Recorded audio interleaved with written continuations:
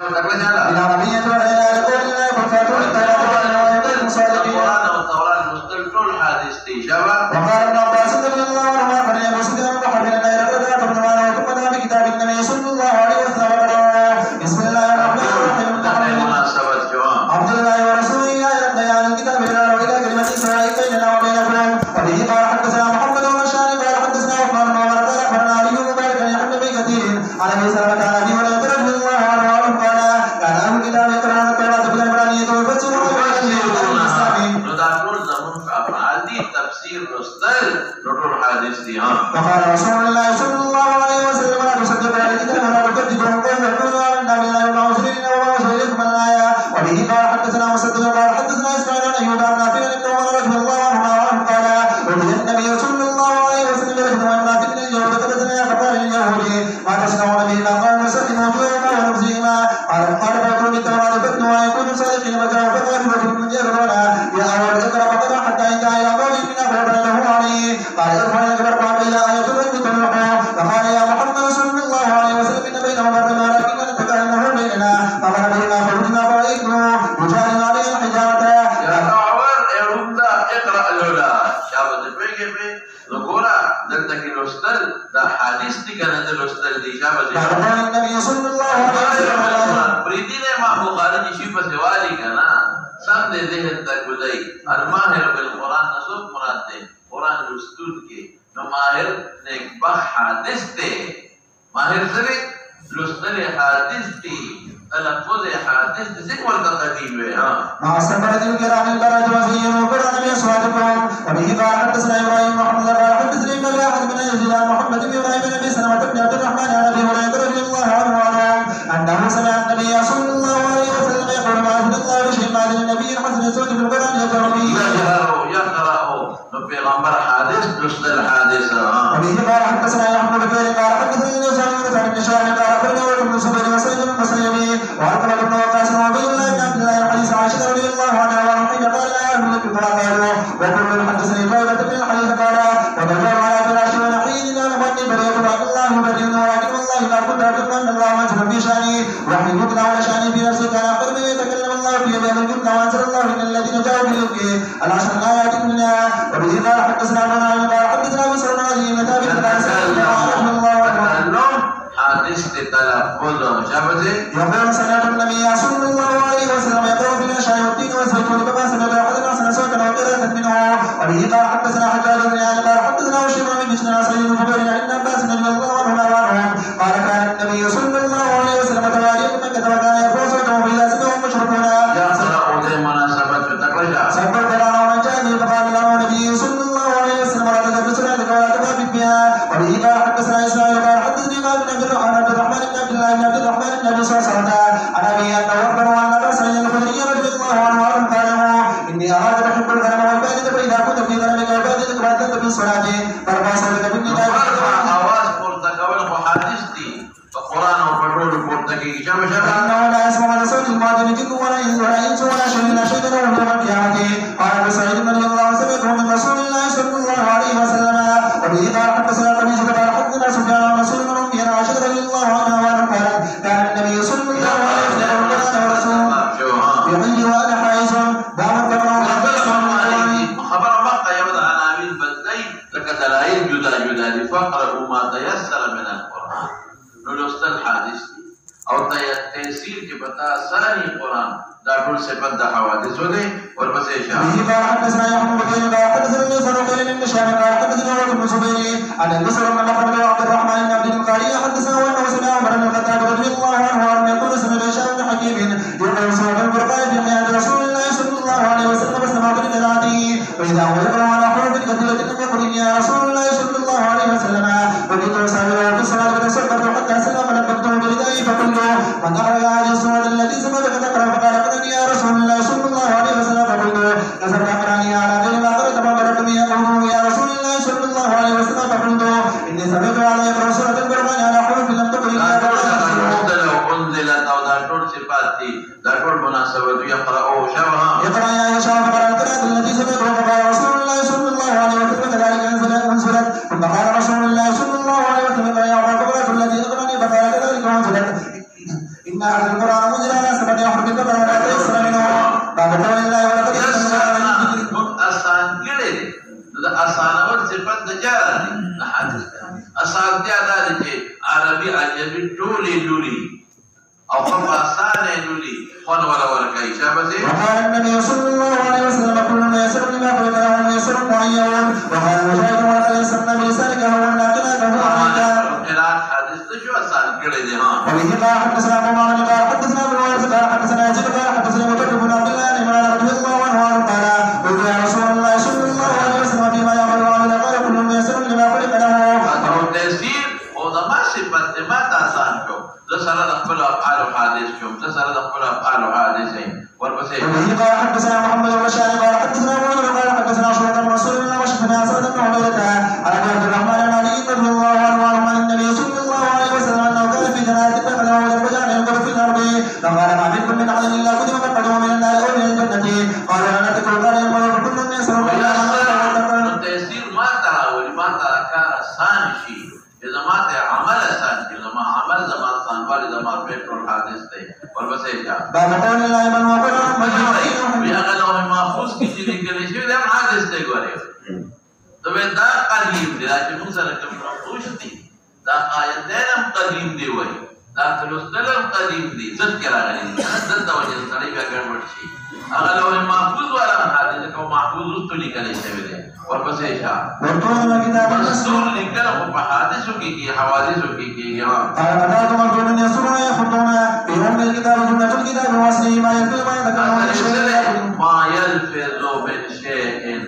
ما يتكلم على شيء او تكلم في حادث کې راځي الا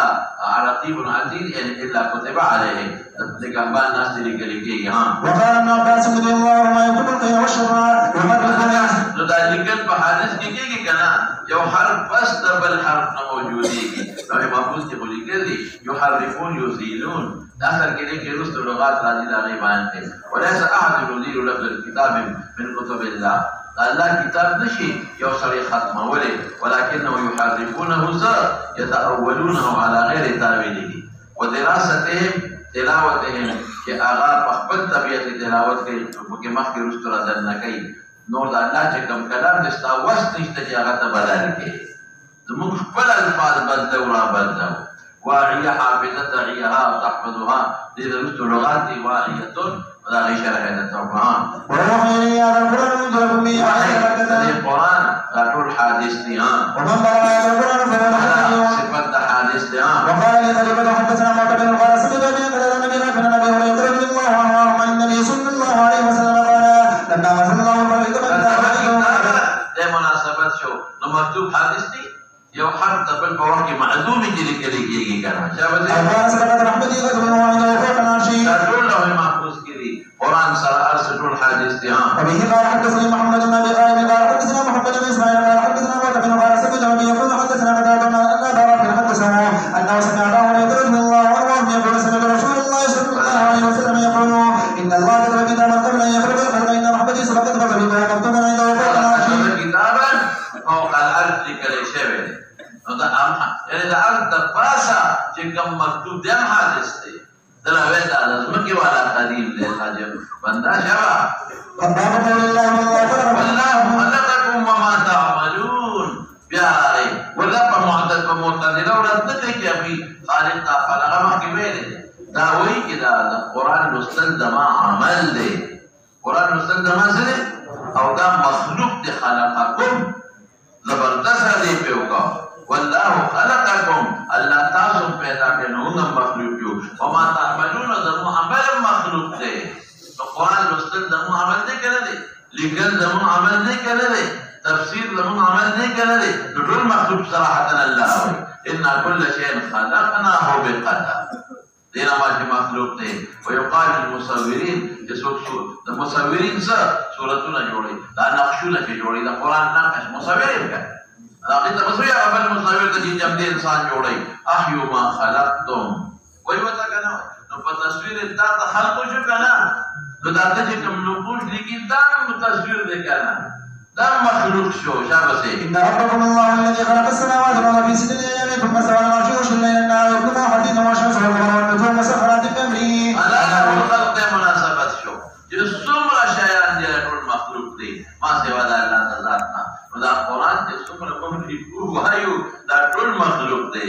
والأمر تبارك الله رب العالمين قال ابن عمر يتبين الله الفرق بين الأمر قوله لا له الفرق ولا هو سبب النبي صلى الله عليه وسلم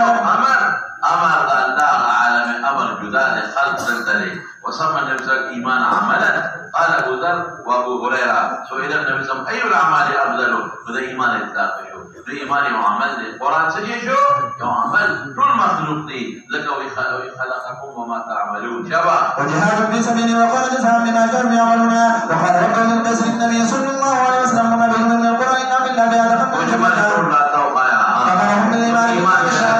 القرآن دول إيمان دي كنره لا دول عمل لا دول مخلوق شو شباب وإقام الصلاة وإيتاء الزكاة فجعل ذلك كله عملا وبه قال حدثنا عبد الله بن عبد الوهاب قال حدثنا عبد الوهاب قال حدثنا أيوب عن أبي قلابة القاسم التميمي عن سعد بن قال كلمة من هذا ومعتذرهم رضي الله يفعل لهم كل أعمال دي كل مخلوق دي مقصود دان دي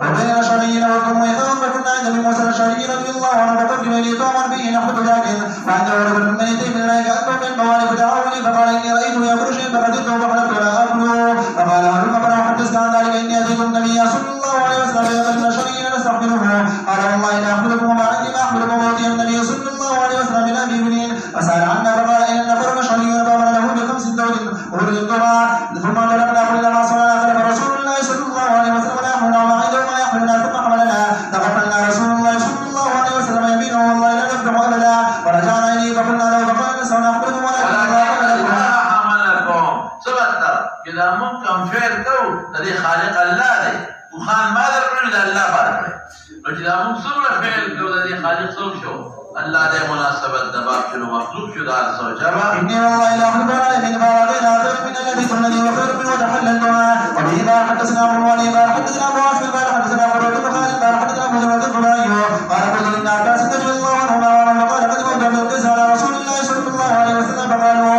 إن بيننا وبينك المشركين من موت وإنا لا نمسك إليك إلا في أشهر حرم أمرنا بجبل بن عمر إنا بنا به دخلنا جنة وندعو إليه تفصيلات رتمك قال أمركم بأربعين ما بين أمركم ایمان دے عمل ہوئے پتہ لگے کہ زمون ایمان سے کہے عمل نو جی ایمان عمل کیوں جی من فخلے کم تلفظات کو وسجے جو عمل اور عمل خالق اللہ دے عمل کل مخلوق دے تو تصدیق غیر مخلوق پہ ہاں وحدثنا من الإيمان بالله شهادة أن لا إله إلا الله وإقام الصلاة وإيتاء الزكاة وقرب من المغرب والخمسة وأنا أكمل إلا تشرب من الله والنبي والطواف الفسقة والحكمة وبه قال حدثنا قتيبة بن سعيد قال حدثنا الناس عن نافع عن القاسم بن محمد بن عائشة رضي الله عنها وعنهم أن رسول الله صلى الله عليه وسلم قال إن أصحاب هذه الصورة تبع يوم القيامة ويقال لهم نحن ما خلقتم آخر ما خلقتم إنكم شرك تصویر جوڑے پگوتو یاد ہے نا جب کیا کرا نو دقرا کتاب نقشی استاد تصویر دے نام یو تصویر دے دا قرآن لکھل دا نقوش مخلوق شو شابه جان وبه قال حدثنا حمام قال حدثنا حماد بن سليمان يقال نافع بن عمر رضي الله عنهما قال قال النبي صلى الله عليه وسلم إن أصحاب هذه الصور يعذبون يوم القيامة ويقال لهم نحن ما خلقتم وبه قال حدثنا محمد بن علي قال حدثنا ابن مسلم قال قال النبي صلى الله عليه وسلم أبا هريرة رضي الله عنه قال سمعت النبي صلى الله عليه وسلم يقول قال الله ومن أظلم ممن قام يقول بخلقي بل مخلوق دے شابه جان أو يقرب حبة وشهية باب قراءة الفاتحة عجيب دلیل ہوئی ویدے قرآن میں نسوک تلاوت کئی فاجر منافق نو دا فاجر و دا منافق تم قدیم شد دا فاجر تم قدیم ویسا فاجر تم غیر مخلوق ویسا منافق تم غیر مخلوق ویسا ویدے فاجر و منافق تم تلفظ کئی نو دا فاجر عملا مخلوق دے حادث دے او دا منافق عملا حادث دے سجدے رکا مخلوق دے نو قرآن مخلوق دے زموال که دا طول قدیم دیو مخلوق نه دی او طول قدیم دیو حادث نه دی دا فاجر بیل گئی دا فاجر دقا شو سو قدیم شو سو قرآت قدیم شو سو قرآت الفاجر والمنافق واسفاتهم او صوت قدیمی سو او تلاوت دا دی خلق لا یبیابی جو حراج لهم دا منافقین تلاوت دا کم نه دا قدیم گردی دی خوی حادث دیش دا مخلوق نہیں دا طول غیر مخلوق دی کنا زبردست رده اخیره کی وقت کہ اسلام علی بیا فاجر قدیم شو اگر تلاوت قدیم شو دا منافق قدیم شو ام غیر مخلوق شو اگر تلاوت غیر مخلوق اگر صوت غیر مخلوق وربس اشاء وبه قال حدثنا عمر بن خالد قال حدثنا حمام قال حدثنا قال قال حدثنا رسول الله بن موسى رضي الله عنه وعن النبي صلى الله عليه وسلم قال مثل المؤمن